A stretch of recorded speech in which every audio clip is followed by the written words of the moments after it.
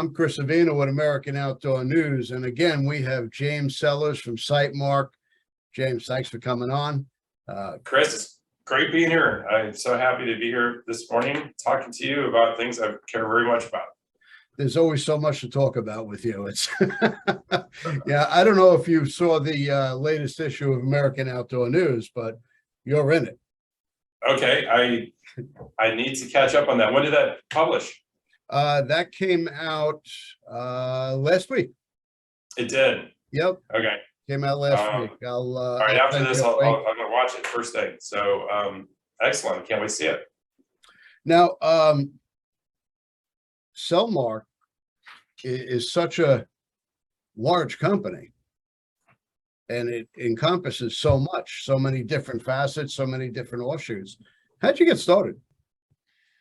Well, SiteMark started basically in the garage or at the house when I was trying to come up with a new way to market. At that time it was goods and services, and we wanted to integrate sales and marketing together because we felt like so many times people market an idea or a message to the wrong people, and the people that are supposed to bring it into the business aren't a part of that conversation. So they're marketing the wrong people with the wrong message, generating nothing, and the people that are responsible for sales aren't even a part of the connection. So I really wanted to integrate those two things. But yeah, no, at that time, I think that system works really well. I think SiteMark had a really good philosophy. We call it sell marketing today, about the core aspects of marketing and what we do. But at the end of the day, it's really about identifying a need in the marketplace that's underserved, unmet, and coming up with a product, a brand, and a delivery system to help those people and get what they want. So at the heart, that's what SiteMark does. We look for opportunities in the outdoor space by identifying areas that people have needs or desires or passions that they want to do more of, or do it differently. And we make that investment. We create the products, and we bring it to life and bring it to the market. So was SiteMark the first? Yeah, SiteMark was our first successful. We've had a couple other attempts of different things that were successful in some ways, more from an iteration, learning step to something great. But SiteMark really was a watershed moment because we took this concept that we were playing around with, and things that we cared about, about the outdoors, about shooting, and things we saw in the marketplace. And we were like, let's make a brand that really speaks to shooters, whether they're competition shooters or law enforcement or hunters or people that just want to defend their families. So originally the concept was that we wanted to look at the modern sporting rifle when that was becoming popular, and to time frame in this. So this was being worked on like 2006, 2007. Okay. When we started working on the concept, we didn't have a name for it in 2006. It was just an idea that there was a market out there that needed to be served. And it might be interesting to talk a little bit about what we were seeing in 2006, because I think people looking back, may have forgotten how different the industry was back then. It was so different. At that time, trail cameras were still new. They were using film in 2006. Yeah. To put that in perspective. Yeah. Night vision was all made in Russia, which was left over from the military production. It was ugly. It wasn't very useful. It was very ergonomically backwards. It's grainy. The Air 15 was considered a fringe product. The big optics companies really cared about traditional hunting. The way that they dressed was, this is where Matsuoka and Realtree were just getting started, I think. It was before Under Armour, it was before 511. A lot of things in the market was just getting established, like lasers were beginning to be seen, and weapon mounted lights were kind of showing up a little bit. At that time, you had defense companies like, EOTech and Aimpoint, who were doing things in optics that was very advanced. And then you had a lot of cheap Chinese imports that were not working very well and breaking. Yeah. And what's interesting, one of the things that kind of started this whole SiteMark story was a problem. And the problem, have you ever sighted in, I'm sure you have you sighted in a night vision rifle scope, the old kind, the green looking tube ones? I've never used night vision. Okay, we got to fix that. But prior to Sightmark, I was working on really growing from this bottom up a new approach to night vision. So we were designing, developing some really cool night vision devices. We took kind of a sleepy category and we made it sexy and cool, and we made it ergonomic, and it just was really successful. But I have a problem when I go sighting in rifles is I never have enough time. And if you're going to sight in rifles, you have to have time to do it right, and you can't rush it. If you ever say that you're going to go hunting, you're going to go deer hunting, you got to leave town at 3 o'clock, and you're going to stop at the range at 2 o'clock to sight your rifle, you're hosed. There's no way that's going to work. Nope. So you experienced that, I'm sure, the frustration of sighting a rifle, especially on time constraints. So I could share some horror stories. Like, you know, I know other people out there, you know, with the, you know, the MOA or quarter click adjustments, or, you know, if it was entrance inches or metric or whatever. Anyway, some people do it really well. They get in there, they put the rifle into onto a stand or on a bench rest, and they dial it in, 3 shots, they're done. With me, and again, this is probably a confession that shouldn't be, I go through boxes, man. I was like, I'd be needing to get on the road to go to some hunt or some shooting event, and I'm literally, you know, having a mess of it. And, you know, a lot of times the mounting, a lot of times it's like mounting was loose. So if you don't get the mounting right, it doesn't matter how great your optics are or what you're doing, it's just not gonna work. But Yeah. anyway, on this particular time, we were sighting in a rifle, and I was so far off. And again, when we deal with optics development, this stuff's developed in laboratories, and you have engineers that are inside buildings that are building these optical systems, and they're very precise. A slight difference will change the point impact significantly. So I put these night vision scopes, first time ever mounted on a rifle, and they needed to be zeroed so radically. The first shot, I'd have to almost shoot it like point blank to find out where the point impact was. So I was like, there's got to be a better way. And that's always the problem, is the start of innovation. And other innovation is the need. And I said, okay, why don't we actually have a later version of this? So I'm going to show this. So this is our from our 10-year anniversary kit. And this is what kind of started Sightmark, was like, how do we sight in rifles better? And we had the problem of all different calibers, and then they had the ones that attach to the end. We try to use those universals, but any slight adjustment, it would be like all over the place. So we wanted to make a in-chamber laser that was powerful enough to be able to get you within, you know, 1 or 2 inches. And there's a lot of challenges we had to overcome with this, get this on the market. But this actually was the first Sightmark product. We usually talk about red dots because that's kind of what we're known for. But bore sights are super useful tools, and honestly, the first Sightmark bore sight prototype was just such a time saver, and that took the frustration of sighting in the night vision scopes at the time that we're using. Yeah. So that was really Very neat. good idea. Yeah, so that was kind of a fun project, and became you know, very successful.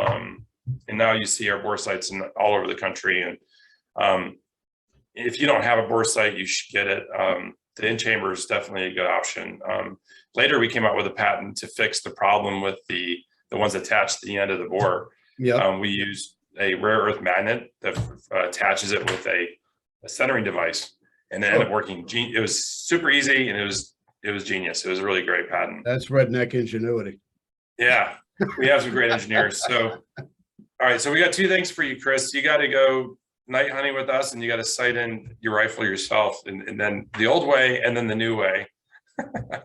The old way was always an adventure. Yeah, it was. I'm like you. I would go through a couple of boxes just to get on target. Yeah, and then, you know, it's really sad is that you're sighting your gun in, and you have the first box blown, and you're in the second box, and you realize that's the last box you have. And then on the way to your deer stand, you got to go pick up another box, but you got to sight the gun in with what you got. Well, I got a brand new Zeiss scope that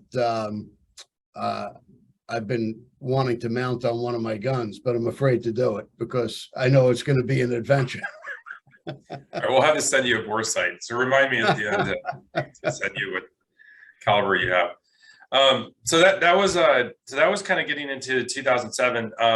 When we decided to launch SiteMark, and this is a terrible confession too. In 2007, we knew we were going to debut this new optics company at SHOT Show. So as you know, SHOT Show is like, you're going to be in the industry, you got to be there, and that's a chance to unveil the biggest brands, the newest tech.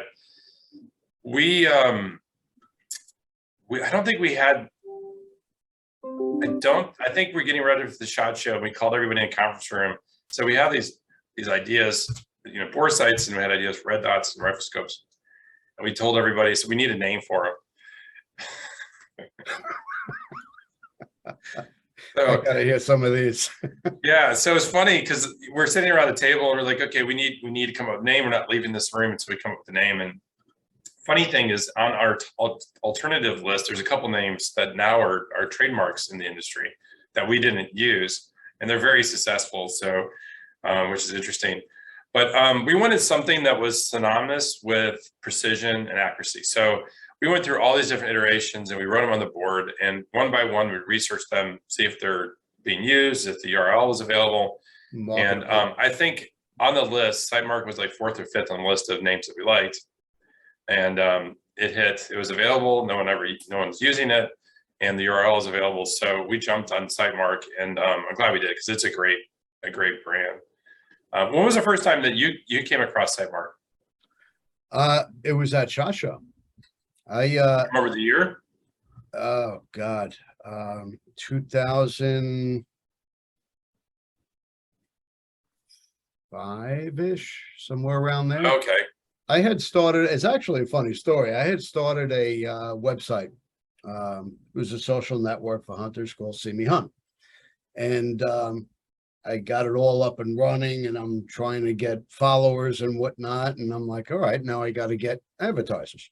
I had no traffic. I had no analytics. I had nothing. So I'm calling companies, and finally this one guy is like, well, how many followers you got? I'm like, what do you mean? So he's like, well, if you're really serious about this, you're gonna have to go to SHOT Show. He's like, you going to SHOT Show? I'm like, yeah, I'm going to SHOT Show, of course. I had no idea what SHOT Show was. So I hang up and I Google it, and I'm like, okay, I gotta go. And I've been going ever since I guess 2005-ish. Yeah, 2005 would have been pre-SiteMark, but you probably saw some of the night vision we were working on at the time. So yeah, so the funny thing is 2007, we go to SHOT Show, and sounds terrible. So we just came out with a name. So as you can imagine, we didn't have good branding. We had, I don't think the logo, I could be wrong, but I don't think we had a logo in the booth. We had logo and products. And the funny thing about the products at SHOT Show in 2007 is that everything was just like now. You had supply issues. Getting things in and out of Vegas was a nightmare. So I think the first day of the show, like an hour, maybe like at opening, our key new products showed up. We didn't even have them when the show started. Our new products that we want to debut weren't in the booth yet. I think engineers were bringing them. And anyway, we end up, by the end of the second day of the show, we had all our new products on display, with our logo and everything, and we took orders for it. And that was an extremely important show. We had such a good response. There was we bet the farm, as you will, on the idea that AR-15 was going to be the dominant platform, and that we felt like optics companies should embrace that. And again, it's so crazy. In 2006 and 2007, they were afraid of the AR-15. They didn't like black guns. They thought it was scary. Yeah, I was just going to ask you, what made you look so far ahead? Because back then the AR was like, it was like a no-no. It was like, what do you want to hunt with that for? Yeah, I think there's always this, honestly, throughout history, you send young men off to war, and these young men come from the farms and countryside, the best.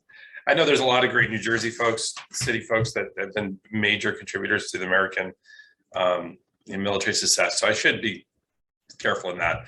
In the earlier days, let's not confuse things. I'm from New York. You're from New York. It's a whole other country. New Jersey, New York, definitely different states. But there are, I think that a lot of let's face it, a lot of the most successful fighting people get out and they're out in the countryside, they hunt, they fish, they shoot. Not saying that people from New York City, but you're not from New York City, you're from upstate. No, I'm Long Island. Oh, you're on Long Island. That's right, you're on Long Island. That's right. But we have a lot of hunting here on Long Island. You have hunting on Long Island. You're not in the city. You're further east than that. But anyway, so I think what happens is that when young men go to war and they see these tools that the scientists developed, to protect ourselves and engage in defending our freedoms and protecting people around the world, when they come home, they're not happy with whatever the previous thing that they were using was. That bolt action is just not going to cut anymore. So, Yep. After the engagements in the Middle East, Afghanistan, Iraq, our soldiers came back and they've been using, even Vietnam, they're using the M16. So for a long time, they've been using these products, and we had the assault weapons ban in '86. That kind of took them off the market. So when that expired, I think two things happened. You had all these soldiers coming home from these overseas actions, coupled with an opportunity to own them privately. And it just seemed obvious to me. I had the opportunity. I always, as a kid, I used to read all the magazines and I'd see all the small arms. And I was the engineering and the ingenuity that went into firearms was extraordinary and fascinating. So I just felt like time marches on. New technologies that, once were only used by militaries end up becoming what's used by everybody. So to me, it was inevitable. It just a matter of when. And man, the first time I shot an AR-15, I was hooked. That thing is so much fun. It is. It is. It is awesome. And the things you can do with it, one of the things that struck me originally, I don't know if you remember, but they didn't put the rails all over it originally. In 2006, 2007, some of them had handles on the things, like the M16. Right. The M16, yeah. You had like hell mounting stuff in the beginning. And anyway, so once they put quad rails on it and rails across the top, and you're like, man, you can do anything with this. You can put lights on it, lasers, night vision, red dots, rifle scopes, all this cool stuff. So I was like, this is it. This is the platform that is going to keep the future generations interested and engaged, not hunting and shooting. So to me, it was obvious. And, if you're protecting your family, I think you deserve to, at least have as good, or if not better, what the criminals are using. So, I think it's important that they have that option. Although they government don't believe that. Oh, that's a whole nother. That's a whole other topic, but yeah. But has that played a role in your decision making? It really has. I think when you see a major change and shift like that, I think if you can jump on that early and support it early, will lead to early mover advantage. When we were looking at, the next major thing, we wanted to come out with the best red dot. Red dots, again, weren't used that much because everyone using bolt action. So, but again, all these guys come back from Iraq and Afghanistan, and they went in there, Fallujah, knocking, kicking in doors, and they're using all this, holographic and red dot type sights, end up being extremely effective in urban and close quarter combat. Also turns out to be amazing for hog hunting and plinking and all that kind of stuff too. So, but I didn't think the average American wanted to pay $500, $600, $700, $800 for red dot. Again, it's easier when you're using somebody else's money, but when you're using your own money, you want to get the best that makes sense. And you get a lot of the things you want to do. You can't use your whole budget on one item, because now you have this whole platform that you need to outfit with a lot of good stuff. So we decided, let's make the best, most accurate red dot possible. And there's a few things in the early days that was kind of standing in the way. The optics that they were using is a single lens. And the problem with the single lens system and the laser diode, a couple things. One, it can make too big of an impact dot, which means that it makes it more prone to variance. The other issue could be a little bit blurry. That was a big issue we saw in the beginning. The dots weren't clear and crisp. The battery life wasn't where it needed to be. And then you had an issue where, if you put the rifle in the same position every time, you're good. But if you slightly go forward, back, if you're trying to shoot in motion, it's too prone to too much parallax. You're going to have too much impact changes. And that's where people weren't super satisfied with the options that are available. So we came up with a more advanced optical system that corrected for different positions of your eye. So even if you're shooting like here and the dots there, you're still hitting the same point as if you were in position. Okay. That was a huge advancement. The recoil protection, there's some internal mechanisms we built in all Sightmark going forward to this day, that when you make your adjustment, it locks it in place as you make your windows and elevation adjustment. Other ones don't. So when they shoot, it slides. So that point impact is moving as you're using it. Yeah. So we fixed that issue. We extended the battery life. We need a crisp, very bright dot. That was good. And noonday sun was an important element. And we kept evolving and improving the red dot. I really think that, like the UltraShot series and M-Spec, our new minis, we have the amazing line of pistol red dots to this day that can handle all sorts of abuse. High caliber pistols can be dropped in any weather. Super accurate. I think that's one of the things that is really great about Sightmark. Here's a platform that allows you to outfit your whole firearm for any type of scenario that you have, using the same kind of high tech that was originally only available to elite few, lasers and lights and red dots and rifle scopes. So you can shoot a mile if you want to. You shoot more than a mile if you want to. We have events where we get people to shoot a mile for the first time, and blows their mind. And then, it's really a lot of fun. And people use it in 3-gun. We have competition shooters winning matches all around the world. So that's a lot of fun to see the evolution of the brand and where it's come. But, we haven't stopped innovating. When you look in, where do you think optics are heading? Like, if you could crystal ball, where do you think the next 5 to 10 years, what do you think the optics are going to look like? Well, I mean, they've advanced over the past, I don't even want to say the past 20 years, because really the past 10 years has really accelerated quite a bit. I think you're seeing a lot more digital integrated into regular hunting scopes. Yeah, absolutely. I think 5 to 10 years from now, every day scope's going to have digital technologies and intelligence technologies built into them. And that's where, Sightmark's making are looking forward to be the perfect, the best, most accurate shooting solution. We are now looking at that not only looking at it, we're launching that right now. Those technologies are being introduced on a pretty fast pace by Sightmark. I think we're leading the way on digitalization of optics, especially in the daytime area. We're known for our night vision, digital night vision products. But I think where things are getting interesting is now you can have a scope that has 4K image. You can record it. You can change all your reticles. You can go, so you can use it for deer hunting, target shooting.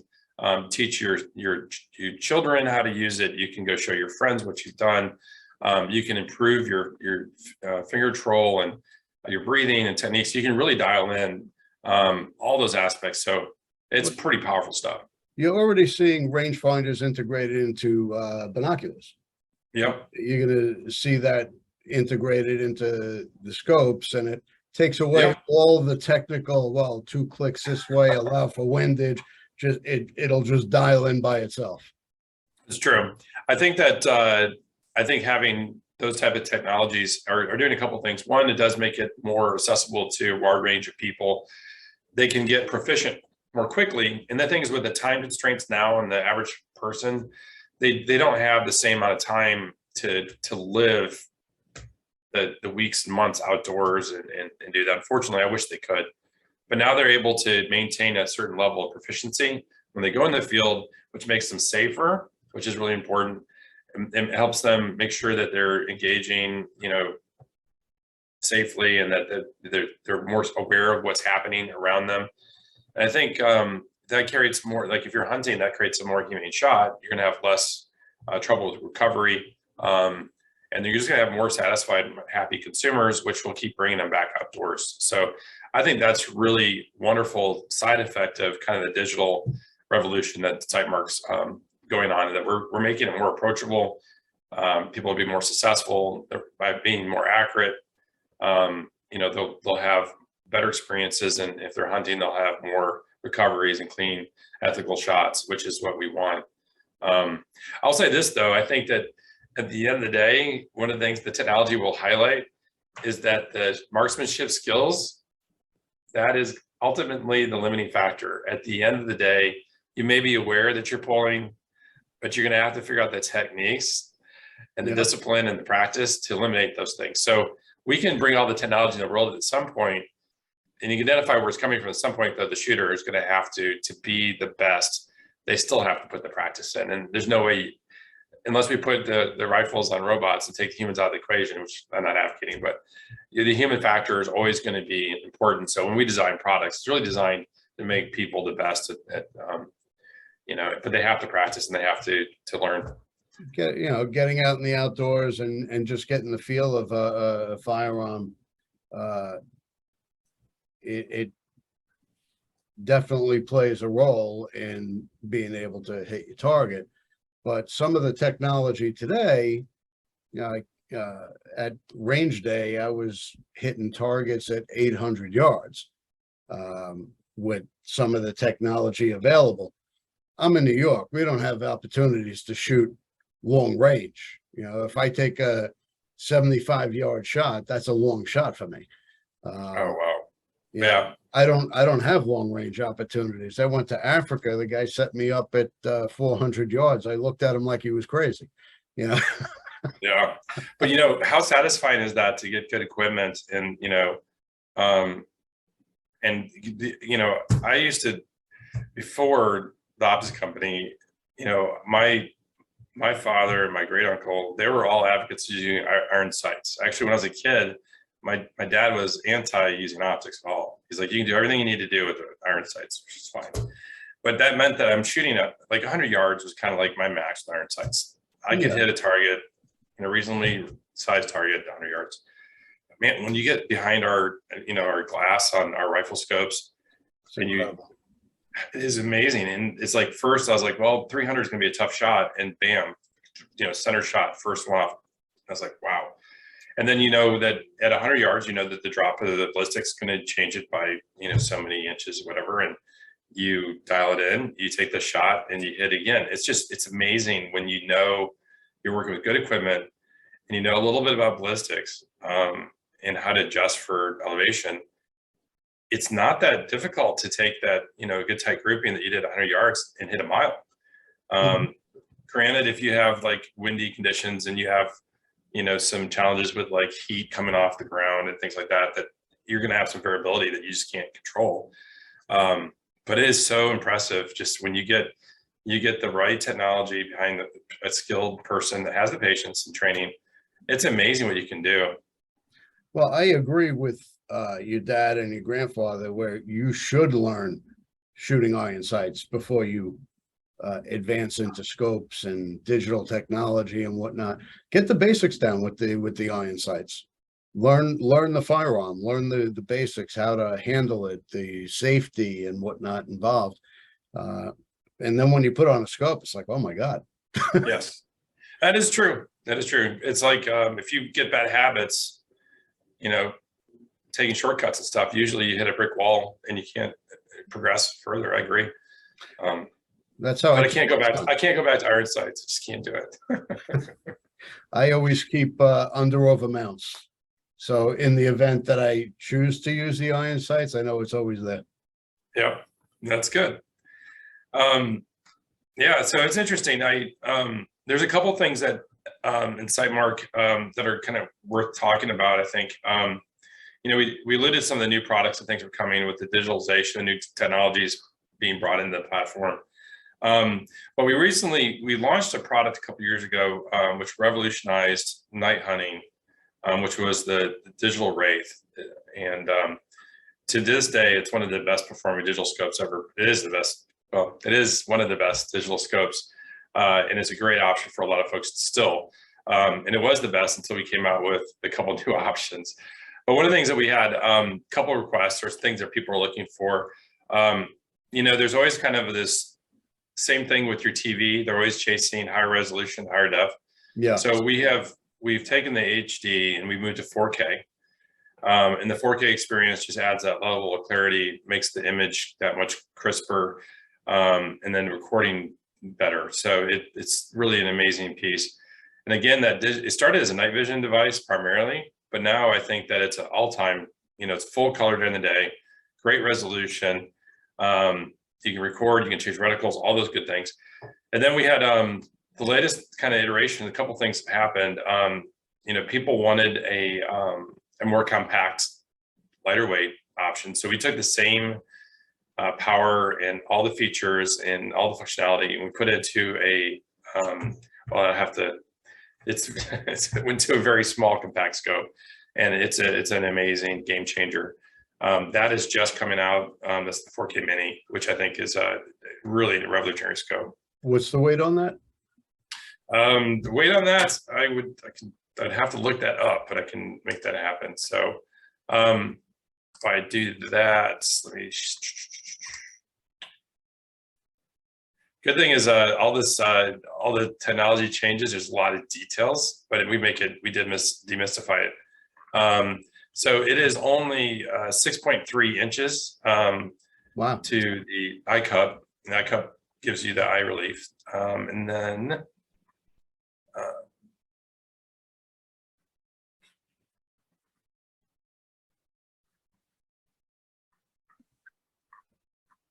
how have the advancements been in the lenses itself? There is some important aspects of lens and lens development. I would say that the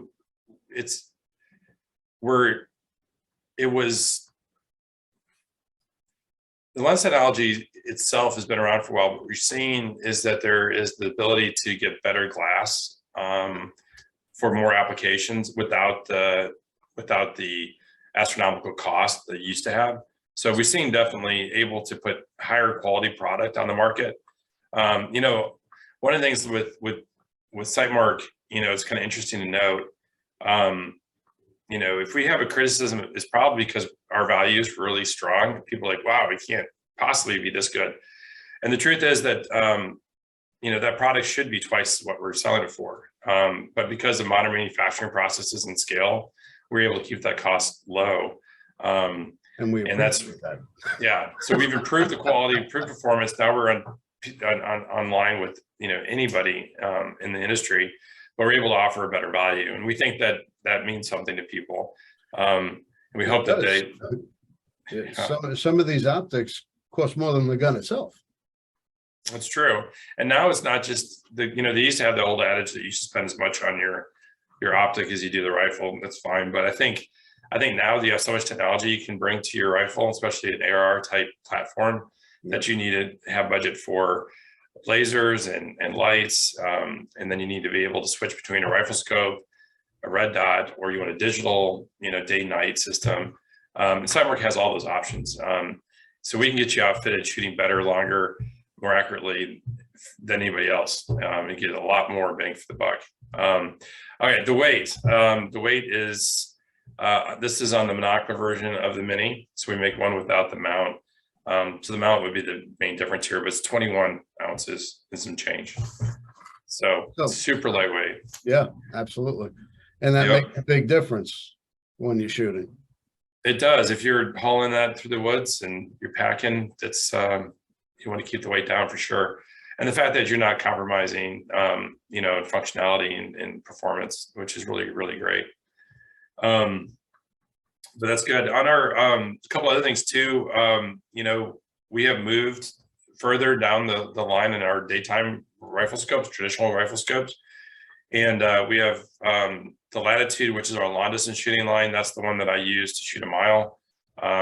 Wow. And the Pinnacle series people use for long distance shooting as well. But we came out with a new scope this year.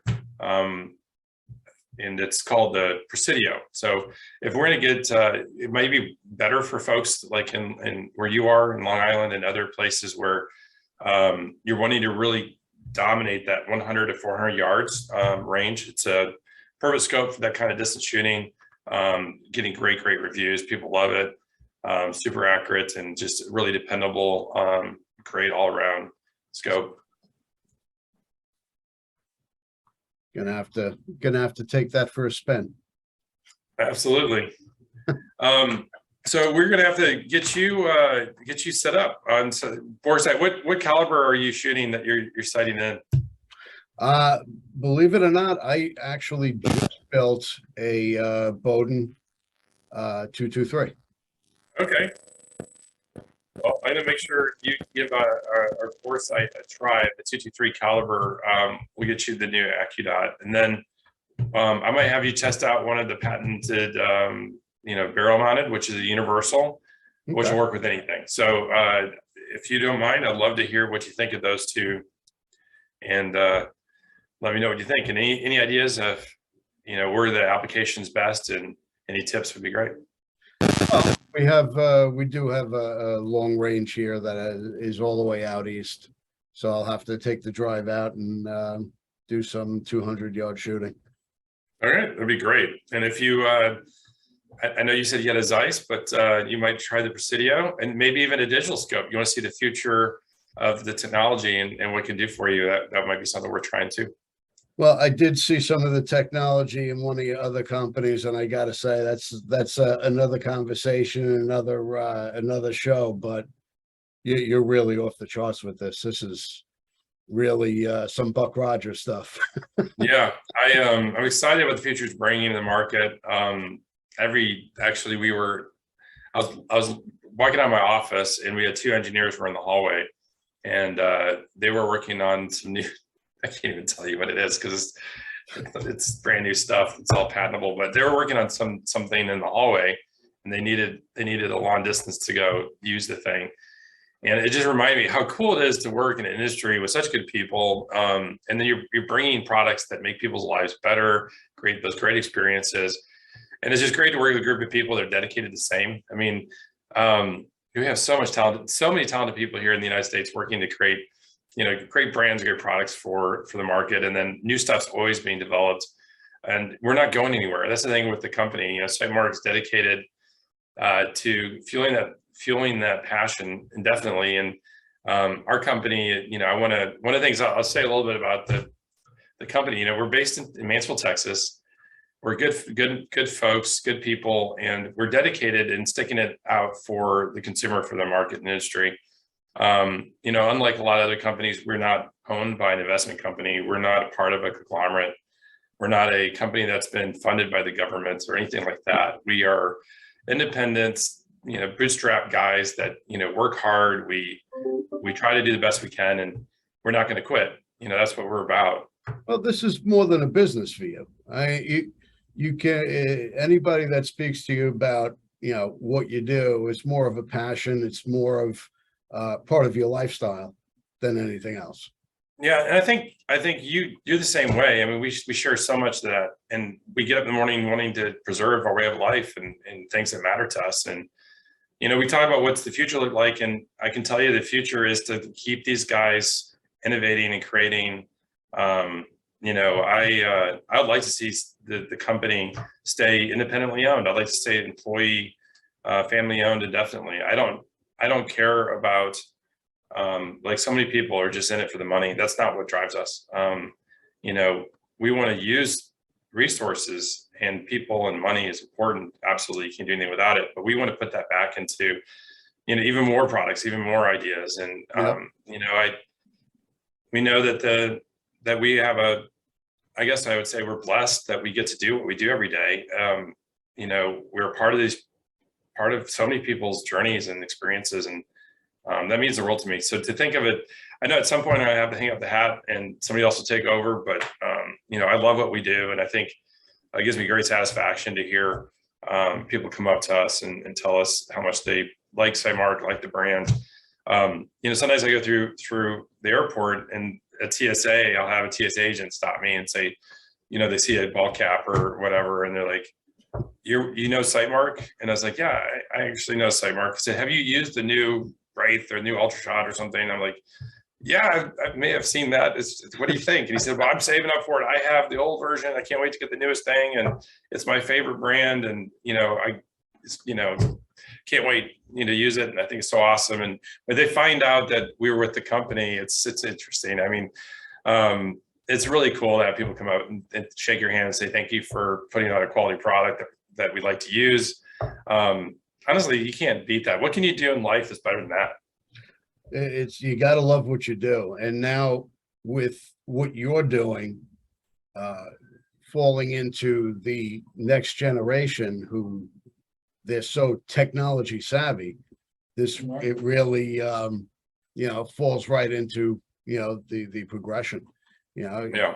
Kids are constantly on their phone or on their computer or doing something digitally. Why not stick a digital scope in their hand and let them stay in the outdoors like we would love to do? It's true. I wonder how that new generation, we got to get them back outdoors. I think that the technology can help. But the other thing I think we need to do better at is reaching out to kids that don't have, the opportunity to go outdoors. I don't know. Do you guys have any programs in New York to help get young people out hunting and shooting? We have some mentoring programs. We have, of course, the Boy Scouts and whatnot. There's not like Outdoor Tomorrow Foundation gets, the kids outdoors. We really don't have that over Yeah. here. It's really generational. Father, son, father, daughter, taking them in the outdoors and True. getting them outside. That's why I think, again, the families are so important. We need our families there to pass on our traditions. I grew up in Michigan, which is a wonderful state, and I wouldn't trade it for anything. Having access to the outdoors and the Great Lakes was amazing. But when deer season came around, it was an event. I mean, school shut down. You'd be up north and you'd see truck or car at that time, a lot of cars still, but they would have the deer on the hood. Yep. Not that much anymore, but you'd have literally a line of traffic going up north, people going to the upper or just getting out of the cities to go hunting. It was a way of life. Everybody was not, everybody I knew anyway, was looking forward to being outdoors in the season. I used to lie awake at night, dreaming about being on hunts and getting outdoors and doing things and planning fishing trips and planning hikes and all this kind of stuff. Yep. I hope kids today get some of that. I really hope we can bring more of them out. See, I didn't have that. My father was not an outdoorsman, and nobody I knew hunted except for my uncles. So my uncle used to take me camping. He took me on my first hunt. He put a gun in my hand for the first time. So it was my uncle that actually got me outdoors. And that and Teddy Roosevelt. We used to go to Sagamore Hill on school trips and see all this taxidermy. I'd be like, wow, I want to do that. Oh, wow. So, I don't know if you can see this, but that right there is my Teddy Roosevelt quote. So, I think that Teddy Roosevelt spoke to me as a young man as well. Just you can't live a full life, I don't think, without being outdoors.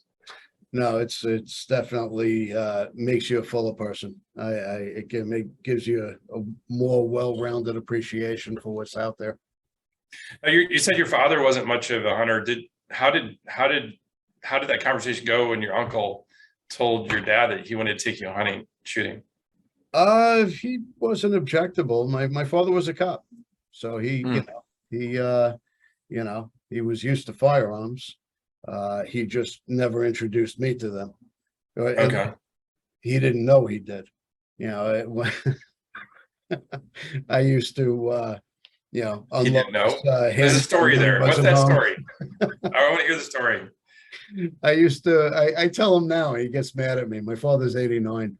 I say, Oh, no. when I was younger, I used to take your 38 out of the drawer and unload it and putz around with it. And he like chases me around the house. He's pissed at me. Oh my gosh. To this day, you get them out riled up. But how did you know how to handle it safely? How did you do that? Just from, I don't know. It just came naturally, I guess. I knew to unload it. 38 didn't have a safety on it. It was a double action. Okay. That's good. I kind of think that with my boys, as soon as they're old enough, I wanted them to know the proper operation and safe use of the firearms, because you never know where they go and they come across firearm, and they need to know how to handle it safely. I've come across, we moved to Texas in the 80s, and we're living in North Texas, and there was some horse stables, and that was not being used. We used to go just explore and go hiking, and came across it was a pistol in a drawer, and we were probably 16 or 15 or something. We left it there, but I wonder, like if some kid that grew up in a household that didn't know how to handle firearms and stuff, all they see is those video games and movies. Yeah. That's a formula for disaster. So we got to teach the kids safety and expect this unsecured firearm as much as we try not to do that. Now, as a police officer, you have to have that. That's his tool of his trade. Well, I used to watch him, clean it and unload it, and he would teach me, safely how to whatever. So I knew enough. That's good. I think that's awesome. So your uncle, what was your first exposure? What do you do to get you comfortable? Well, we went out. He used to take us camping all the time, and he would have his 30-30, and we'd plink around with it and do some target shooting. And then as I got older, he was taking my cousin hunting, and I'm like, wait a minute, I want to go. So then I got my license, and we would all go. And I got to say, God bless my uncle. He was the worst hunter out there. I don't think I've ever seen him shoot a deer. But the whole package of hunting, being out with your friends and family, enjoying camp after coming in from being in the field, and he made the whole experience enjoyable. That's great. Still to this day, that's a big part of it, being in hunting camp. I think that's good. I think I went to visit my grandfather. Actually, it was in California. He lived in California at the time, San Ynez, which is where at the time Reagan had his ranch. But it's actually funny. I was shooting guns near where Reagan's ranch was. But anyway, we went down by, there's a little stream. Went down by the stream, and my grandfather took his 22 and handed it to me, and he went through the ins and outs of it, how to hold it properly, and how to pull the trigger, and the safety, and how to load, unload it, and everything. And I don't know the exact age of that, but I was probably, I think like 6 or 7, the first time that I started shooting. I think with a couple things that he did, it was really nice. One, he made it a moment, with where he connected with him. My dad was there as well. And he told me about the importance that he said that everybody has to have a fundamental respect for the firearm, and in order to handle a firearm, everyone should handle the firearm safely. You have to understand its operation. So he broke it down, and then he made it like, I don't know how to explain it, but it's almost like by giving me the firearm, he was bringing me into our culture. Mm-hmm. And said that you are now on the path to becoming a man, and I trust you with this tool that improperly used could be dangerous, but I trust you. And this tool could be used for, defense, or put food on the table, or just for fun, if, used correctly. And it just was a very profound moment. And then the satisfaction of, I can't remember if it hit the first or second, doesn't really matter. But once I realized that I could do it, as a young man, that was such a confidence builder. And it really was a game changer. So it's literally a rite of passage. And at that moment, I was hooked. I was inseparable. My dad ended up giving me access to his 22, which came from his uncle, by the way, which I'm pretty sure taught my dad how to shoot, my great uncle. And I used to keep that 22, and we had a loft, a cabin up north in Michigan. I used to keep that 22 by my bed, and if it wasn't every day, it felt like every day. I would grab that rifle and go down to my dad and said, "Dad, I want to go shoot." And I go to the junkyard, shoot cans and bottles, and if I was lucky enough to see a rat, I'd shoot that too. And he would give me a box of 22s and give me the bolt, and then I'd put put the bolts in, put the bullets in my pocket, and I'd go out, walk in the woods, and shooting bottles and cans. So That's it was a lot of fun. when bullets were affordable.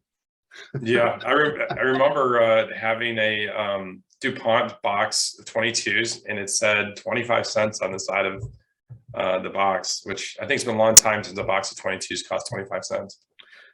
I still have my grandfather's Sears and Roebuck shotgun.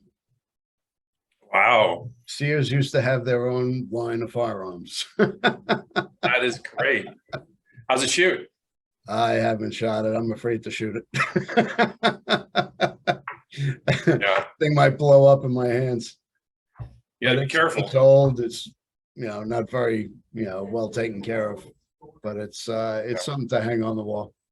That's pretty neat. It's interesting. Again, times have changed. Firearms were available at Sears Roebuck's catalog. Yeah. Every high school, I taught some folks that are now up in their age, but they said that when they were kids, every school had a shooting team. Yeah, they did. And I think it's a few far in between today. Back in the time when everybody set schools down, people go hunting, and then they had shooting, sportsman shooting clubs at every school. Yep. No craziness. I'm not aware of any of the stuff that we have today. And it's funny, it's like the further we get away from our pathos, our lifestyle, our beliefs, and we get the kids stuck on iPads and phones and social media and terrible video games and stuff like that, the more violent we're getting. And they want to go further that direction rather than take us back to where we're supposed to be. That's a whole different conversation, but that's a social and cultural decline. Yeah. And that's the direction we're going in. We just need to turn it around. We do. But on that note, we are definitely running out of time. And I appreciate you coming on, and we're going to have to do this again because we got a lot more to discuss. Thank you, Chris. It was a pleasure. And I think on the last note, that's why we do what we do. We want to instill those values and continue our traditions and get stronger as a people. You got to do it by getting outdoors. And I'm glad to be a part of that for a lot of folks. So thank you for the opportunity to share the story. I appreciate it. Thank you again. And I'll speak to you real soon. All right. Sounds great. Thank you. We love our children. We protect them. We guide them. We prepare them for life in the world. With all that we do, from deep in our hearts, we cannot control all things. Life-threatening illnesses and disabilities affect far too many of our children each year. While we cannot change the circumstance, we can make dreams come true. Dreams to provide hope, to provide spiritual healing and strength, to provide moments of happiness and relief in the hardest of times. We can give a glimmer of light and hope in a time of darkness and despair. Join huntofalifetime.org to help make dreams come true, to provide hope for children with life-threatening illnesses and disabilities. Hunt of a Lifetime is a nonprofit organization fulfilling dreams for hunting and fishing trips to youth 21 and under with life-threatening illnesses and disabilities.